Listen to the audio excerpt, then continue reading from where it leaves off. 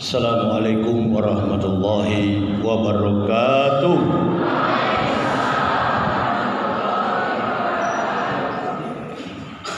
Bismillah walhamdulillah wassalatu wassalamu ala rasulillah wa ala alihi wa sahbihi wa sallim, amma ba'd. Wa ya ibadallah ittaqullah haqqa tuqatih wa la tamutunna illa wa antum muslimun. Faqala Allah Ta'ala fil kitabil azizil karim, a'udzu billahi minasy syaithanir rajim, bismillahirrahmanirrahim. Alhamdulillahillazi khalaqas samawati wal ard wa ja'ala az-zulumati wan nur summa allazina kafaru bi rabbihim ya'dilun wallazi khalaqakum min tinin summa qad ajalan wa ajalu musamman indahu summa antum tamtarun. Ibu bapak, saudara-saudaraku rahimakumullah yang kami cintai, kami muliakan, pada siang menjelang sore hari ini para alim, ulama, tokoh-tokoh masyarakat Kabupaten Banjarnegara, Provinsi Jawa Tengah, dan yang kami cintai, kami banggakan, ma'asyiral muslimin wal muslimah rahimakumullah. Pada siang atau sore ini kita usai menjalankan solat zuhur berjamaah.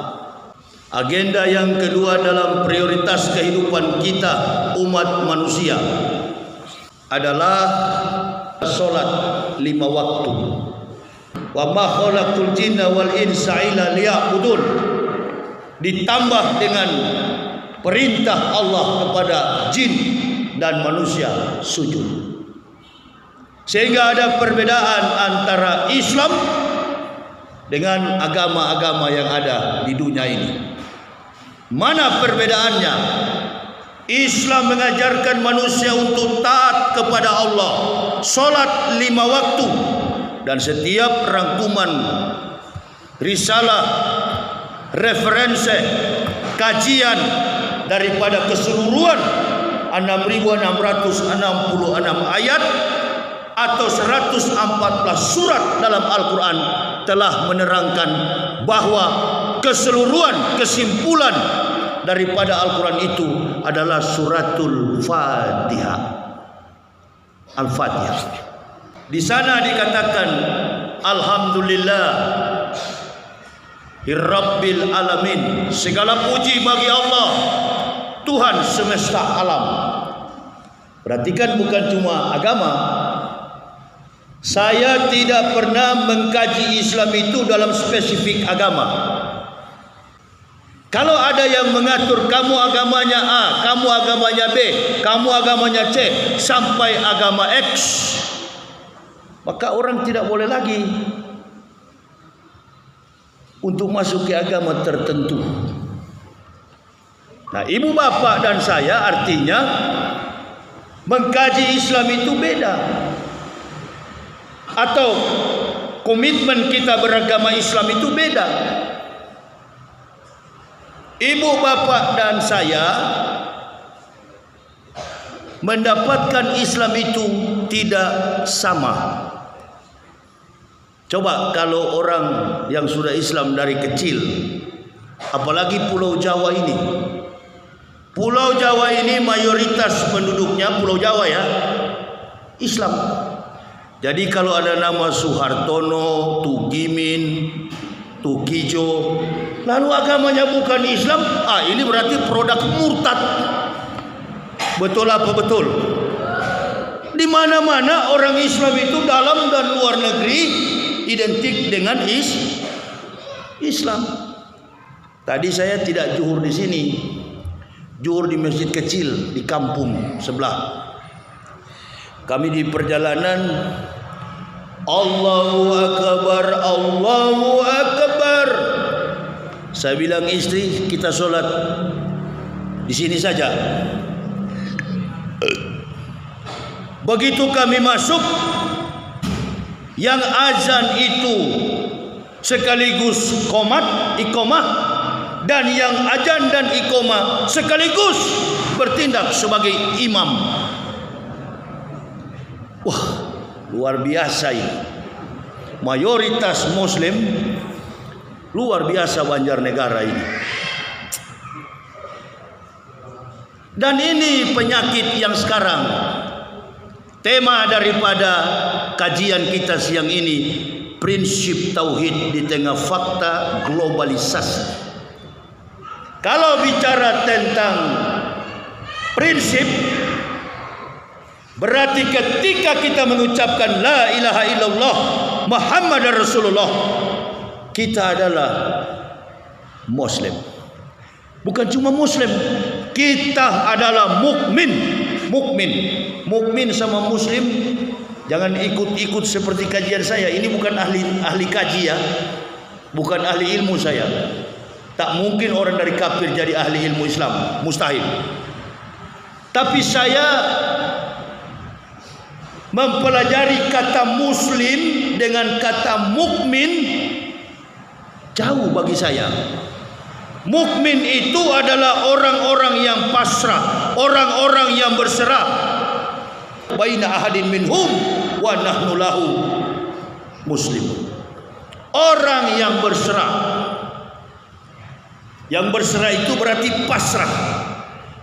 Bukan pasrah karena keadaan, bukan, menyerah di hadapan Allah. Hanya Allah yang dia jadikan sandaran, hanya Allah yang dia takuti, hanya Allah yang dia hormati. Makanya kalau pejabat hormatnya satu tangan begini, tentara, militer, polisi, orang upacara di hari Senin,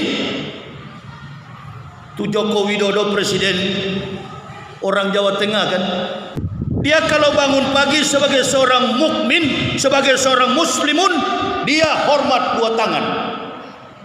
Jokowi itu pantut dihormati karena dia presiden. Tapi ketika dia bangun pagi, prioritas utama afdalul a'malu as-salatu khams, amal yang paling utama solat 5 waktu. Jokowi siapa yang tidak bisa hormat? Biar Hansip harus hormat, Kopassus, Angkatan Darat, polisi ketemu Jokowi.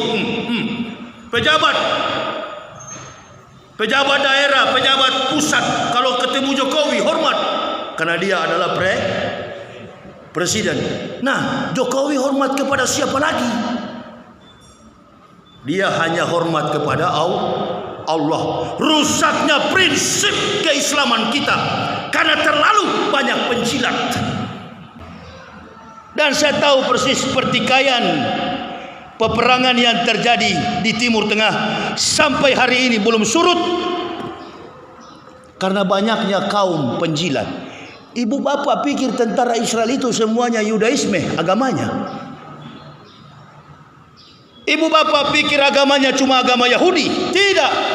Banyak juga tentara Israel Defense Forces, IDF. Itu bukan cuma beragama Yudaisme. Di dalam juga banyak tentara Muslim, orang Islam. Islam bunuh Islam.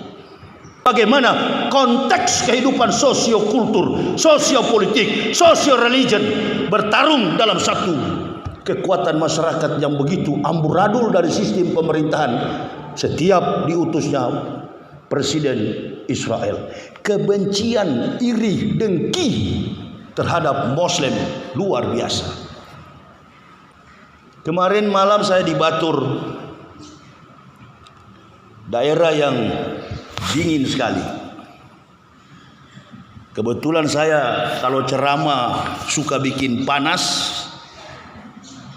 dan dicap oleh Jokowi, kami 200 lebih orang ini radikal. Bukan kami yang radikal, dia yang radikal. Sampai hari ini masyarakat kita ribut, ulama ditangkap. Begitu kondisi Israel. Yahudi ini tak mampu sebenarnya menghadapi Hamas, Mereka tidak mampu menghadapi orang Islam. Makanya Yahudi itu, kalau ibu bapak melihat latar belakang silsilah genetika Yahudi dan Arab itu, Yahudi dan Palestina itu sepupu, saudara kandung mereka. Begini Pak, di Islam itu kan kalau bini dua, suami satu, lalu lahir anak-anak itu, apakah mereka anak-anak itu saudara tiri atau saudara kandung? Saudara kandung atau saudara tiri? Saudara kandung. Kecuali ibunya satu, bapaknya 11. Ini betul apa betul? Bu, ibunya satu, bapaknya 11. Saudara tiri atau saudara kandung? Saudara buangan. Maka anaknya dikasih nama buang, karena dibuang. Begitulah kondisi Bani Israel. Punya satu bapak dari genetika hormon. Mani, kata Al-Quran, lebih tegas daripada Ibrahim. Ahli genetika mengatakan hormon Ibrahim itu kuat sampai kiamat. Makanya orang ribut masalah Ba'alawi dan Wali Songo, tidak usah percaya itu apa istilah saya. There is a big picture on the back. Ada gambar besar di belakang kita. Itu politik semua. Kita tetap mencintai para ulama. Kita tetap mencintai para ulama. Innal ulama warasatul anbiya. Dan kita juga mencintai turunan juriat para nabi, habaib. Ulama yang bagaimana dan habib yang bagaimana, itu persoalannya. Ini. Saya dari luar ibu bapak, saya orang kafir, ya, dan saya lihat langsung tahun 98, 99 ada ahli genetika dari Amerika, dari negara kanguru Australia mengadakan penelitian tentang nashab, tentang genetika. Ternyata gen orang Israel asli, Yahudi asli dengan orang Arab. Syekh Yusuf, imam besar yang ada di Masjidil Aqsa, genetikanya sama. Ini orang-orang ribut sekarang tentang genetika. Output dia bukan dari luar negeri. Di Indonesia ini banyak orang sok pintar, sok jago, pahlawan di siang hari. Ingat, kita bukan mempengaruhi, saya pribadi bukan mempengaruhi ibu bapak, tapi jaga prinsip tauhid ini demi Islam ke depan. Amin. Allahu Akbar. Takbir yang begitu, jangan takbir di sini Allahu Akbar, di sana Allahu Akbar. Kita demo di rumah bupati karena tidak dapat bantuan. Bikin malu kalian. Berkelahi sama-sama Muslim, sama-sama Muslim, saling menjelekkan. Makomnya, klasifikasi kelasnya ulama. Saya sering bilang, oma opa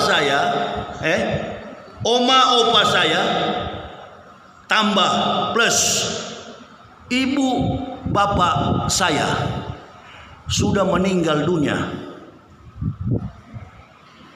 Kalau orang kafir meninggal dunia, tempatnya di mana? Inna atatna lil kafirina salasila wa aqlalau wa sa'ira.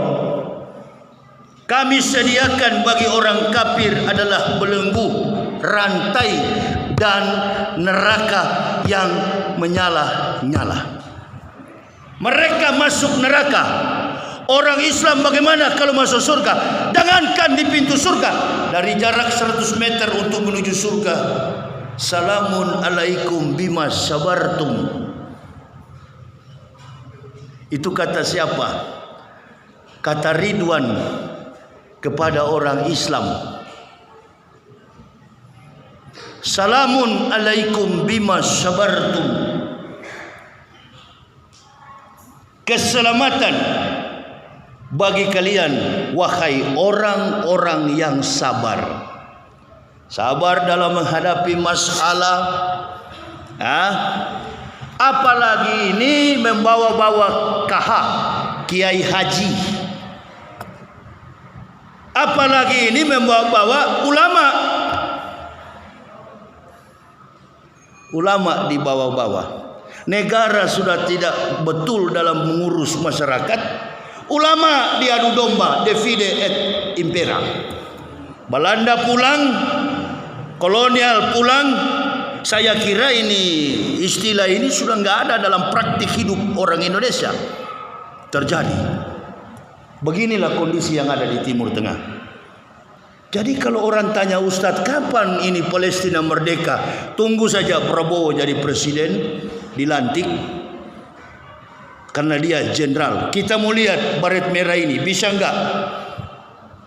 Karena gengsi emosional, psikologis, dan imaniyah takwa.